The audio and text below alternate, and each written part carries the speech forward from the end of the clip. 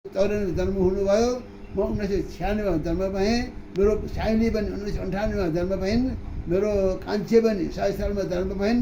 मेरो भाइ मधुमती प्रसाद चाहिँ 2005 सालको असोजमा जन्म भयो त्यही घरमा। र त्यहाँ हाम्रो सबैजना बस्दा बस्दै रहँदा रहँदै चाहिँ नि बाबाको दिन एउटा कफी रङको गाई चाहिँ नि उहाँलाई कसैले चाहिँ उहाँलाई दिएपछि त्यो कफी रङको गाईको चाहिँ 2टा बच्चा थिए। अनि त्यो कफी रङको गाई ब्याएपछि चाहिँ आमाले मसँगै लिएर ब्रिटिसको क्याम्पभित्र चढ्न जानुहुन्थ्यो। गाई चढ्न जाँदाखेरि घरमा आमाले चाहिँ मलाई चाहिँ नि पढाउनुहुन्थ्यो। मेरो गुरु भनेको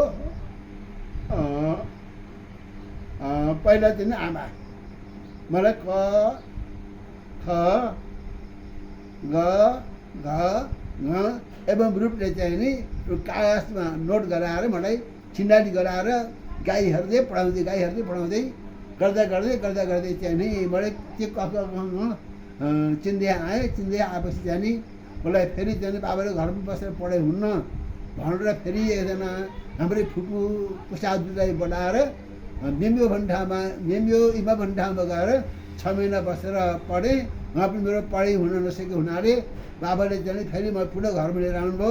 भान्जे दाई मेरो फुपूको छोरा जेठा छोरा हाम्रो ठुल दाई उहाँ र म सँगै चाहिँ आएर अनि घरमा 2 रात बसेर अनि चाहिँ ब्रिटिस कम्पनीको एउटा लोपा भन्ने ठाउँ थियो। लोपा भन्ने ठाउँबाट माथि चाहिँ 5 बस्ती भन्ने ठाउँ थियो। त्यो 5 बस्ती भन्ने ठाउँमा चाहिँ एकजना हाम्रो खन्दार गुरुले पढाउनुहुन्थ्यो। के पढाउनु भयो भने दुर्गा सप्तशती चण्डी पढाउनु भयो, कखरा पढाउनु भयो, दुनोट पढाउनु भयो। त हाम्रो त्यसलाई अब 13 अध्याय चण्डी चाहिँ कण्ठ गरेर उहाँको घरबाट लिएर हाम्रो घर आउने बेलासम्ममा 13 अध्याय चण्डी कण्ठ गरेर पढेर फेरि पुनः बेलुका राजभाग घरमा पुगिन्थ्यो। एवं नृत्य चाहिँ मेरो उमेर 12-13 वर्ष 8-9 वर्ष पुगेपछि व्रतबन्ध भयो। व्रतबन्ध भएपछि अनि मेरो चाहिँ अब वेद पढ्ने बेला आयो भनेर चण्डी पढेर भ्याइयो। वेद पढ्ने भनेर गुरुले मलाई लिएर गएर वेद पढाउनु भयो। वेद पढ्दै चाहिँ नि अब दिन समय बित्दै गयो। 9 अध्यायसम्म चाहिँ नि वेद चाहिँ नि पढेँ। अनि रुद्री पनि अलिअलि पढ्न पाठ सुरु गरेँ। अनि उहाँबाट अब चाहिँ नि तिमी अब घर फर्नु सक्छौ, जो पढे यहाँ यति नै हो बच्चै छ भन्नुभयो। फेरि फर्केर घर आएँ। घर आएपछि चाहिँ नि फेरि हाम्रो फुपूका छोरा बाउदा र म सँगै घरमा बसेर पढ्दै चाहिँ नि बाबाले मलाई के मनसा भयो। अनि फेरि नाम्टुको त्यही ब्रिटिस कम्पनीको लोप स्टेसनमा एकजना मोगकबाट आउनुभयो ज्योतिषी। उहाँको घर हो मोगक पाम्पी 9 माइल ज्योति उदयानन्द भट्टराई शर्मा। उहाँ अहिले चाहिँ नि बस्ती नि भरतपुरको बस्ती नि 11 नम्बरमा बस्ती गर्नुभएको थियो। उहाँको अहिले चाहिँ नि देहान्त भयो। म चाहिँ नि छँदैछु अहिले। जब उहाँले ज्योतिष शास्त्र भाषुदी पढाउनु भयो। भाषुदी पढाउँदाखेरिमा के पढाइ भयो भने मलाई त अब बचपनको थिएँ। ज्योतिष भन्ने कुरा मलाई अध्ययन मलाई थाहा थिएन। पछि त्यहाँ गर्दै जाँदै बल्ल त्यहाँले ज्योतिष शास्त्र यस्तो रहेछ भन्ने कुरो 1-2 वर्षपछि मात्रै थाहा पाएर अनि भाषुदी पढ्दै गुडेर त्यहाँदेखि भने 1 वर्षको पाप्रो गणना गरेर निकालेपछि अनि त्यहाँदेखि अब यो धेरै लामो कुरो हुँदो रहेछ सकिँदो रहेछ भनेर अनि अब अरू जो जातक अलङ्कार गृह जातक यतापट्टि पढ्न थालेँ। अनि पढ्दै चाहिँ नि गुरु फेरि यता नाम्टु याङ ठाकुरबारीमा आउनुभयो। आएपछि चाहिँ नि मलाई हामी आउनु जानु हामीले टाढा भएको हुनाले चाहिँ नि ज्योतिष शास्त्र त्यति पढ्नु सकिएन। अनि यतिकैमा ज्योतिष पढ्नु छोडिदिएर अनि उहाँले चाहिँ फेरि के भन्नुभयो भने म अब ठाकुरबारीमा बस्दिनँ, तपाईँहरू आज यहाँ बस्दिनु भन्नुभयो। फेरि उदयानन्द शर्माजीले बाबालाई चाहिँ नि लिएर याङ ठाकुरबारीमा शिवालय मन्दिरमा लिएर राख्नुभयो। र हामी फुपूका छोरा म नि बाबा भाइ बहिनीहरू सब मिलेर चाहिँ त्यहीँ बस्यौँ। बस्दा बस्दै अब चाहिँ नि मानिसहरू आउन थालेपछि अनि चाहिँ नि अब चिनारी नै पाप्ने भन्दा चिनारी नै अलिअलि सिधै गयौँ। कर्मकाण्ड पनि अब रुद्री चण्डी वेदपाठहरू मार्नहरू बिस्ता अस्ति अलिअलि काम सिक्दै गएँ गर्दा गर्दै गर्दा गर्दै जाँदाखेरि धेरै वर्ष बित्यो अनि म त्यहाँदेखि 13 वर्ष पुरा भयो 14 वर्षको लाग्दाखेरिमा विवाह भयो।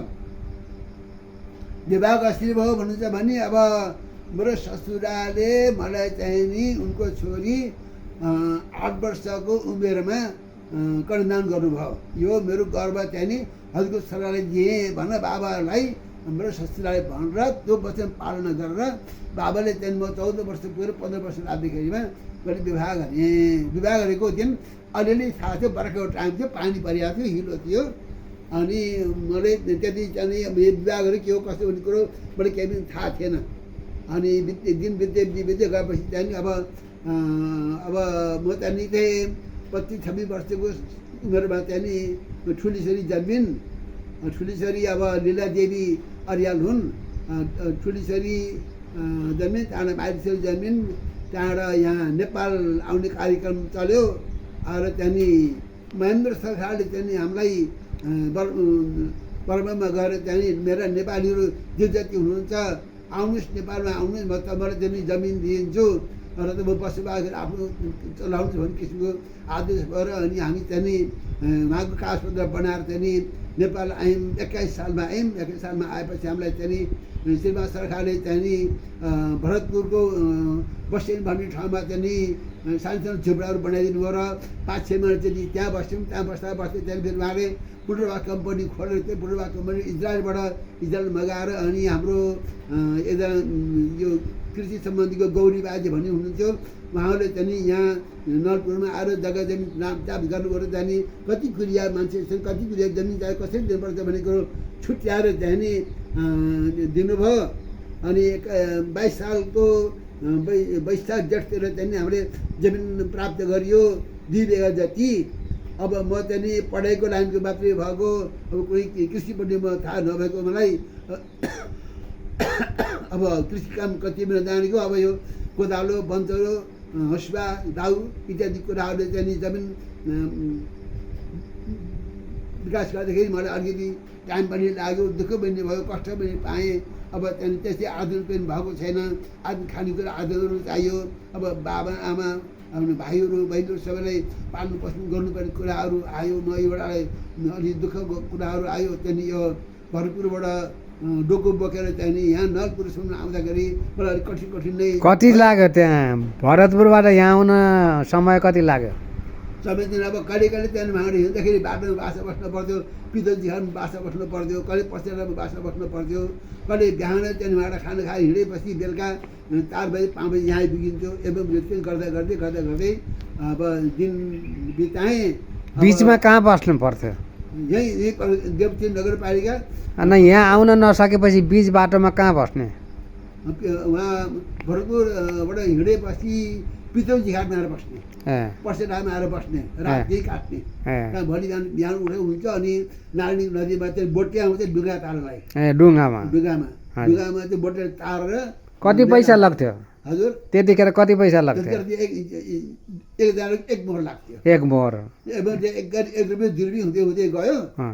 अनि धेरै अब बाढीमा त्यहाँदेखि आउँदा अब अब यत्तिकै हो कि भन्छ ट्राई पनि बनाउँथ्यो। तर पार लाग्यो, मेरो जीवन राम्रो रहेछ, अहिलेसम्म बाँचिरहेको छु।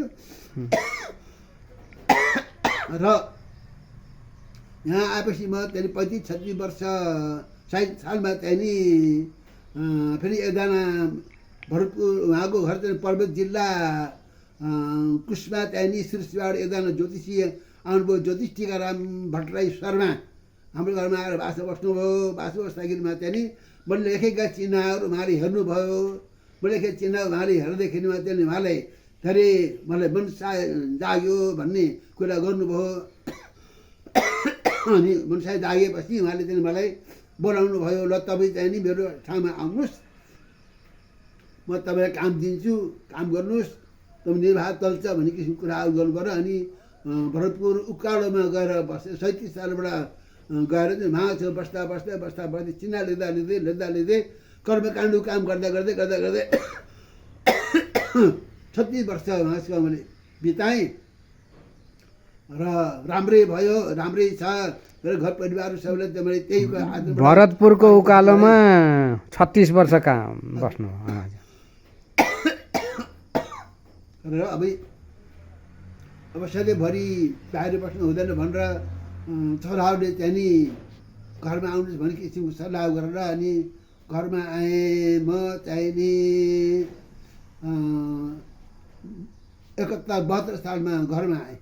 त्यहाँबाट चाहिँ नि म आफ्नो घरैमा बसेर आफ्नो ज्योतिषको पेसा कर्मकाण्डहरू चलिराखेको छु। म अहिले चाहिँ नि 27 वर्ष पुरा अब 28 वर्षमा चल्दैछु। अब चाहिँ नि धेरै कामबाट सकिएन, घरैमा छोराहरू चाहिँ पाल्नुपर्छ, राम्रै गरिराखेका छौँ। पनि यति नै मेरो भनाइ यही नै छ। बर्माबाट यहाँ कसरी आउनुभयो? बर्माबाट यहाँ चाहिँ नि श्रीमान महेन्द्र सरकार उहाँ जानुभयो, आदेश गर्नुभयो र अनि त्यहाँ भेटघाट भयो? भयो महेन्द्र सरकारसित भेटघाट भयो? भेटघाट भयो, उहाँले यही आदेश गर्नुभयो र अनि उहाँको कागजपत्र बनाएर अनि यहाँ आइयो। होइन, यहाँ जस्तै त्यहाँ राजाले आफैले चाहिँ आउनुपर्छ भनेको कि त्यहाँको जनताले हजुरहरूले? यसो यहाँको सरकारले पनि आउनु भनेर भन्नुभयो। त्यहाँको सरकारले पनि आफ्नो कब्जा गर्ने जस्तो भयो र त्यो कब्जामा हामी बस्न नसक्ने पनि भइयो। त्यसै भएर हामी आफ्नो स्वदेशमा आएको। यहाँ आउन कति दिन लाग्यो त बर्माबाट यहाँ आउन?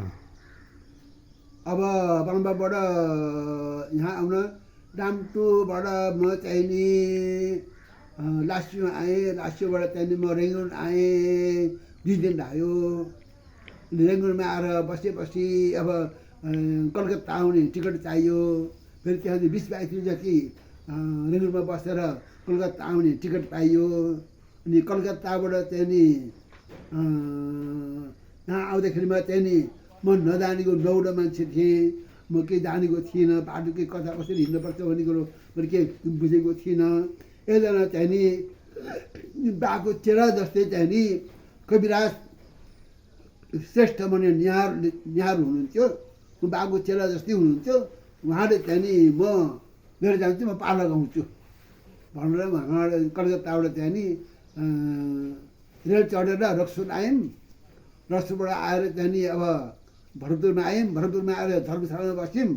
धर्मशालामा बसेपछि अनि फेरि 2-3 दिन पछि चाहिँ नि हाम्रो एकजना नजिकको चाहिँ हुनुहुन्थ्यो बुद्धिमान प्रधान। उहाँले चाहिँ आफ्नो घरबाट राख्नुभयो 4 महिना 5 महिना जति।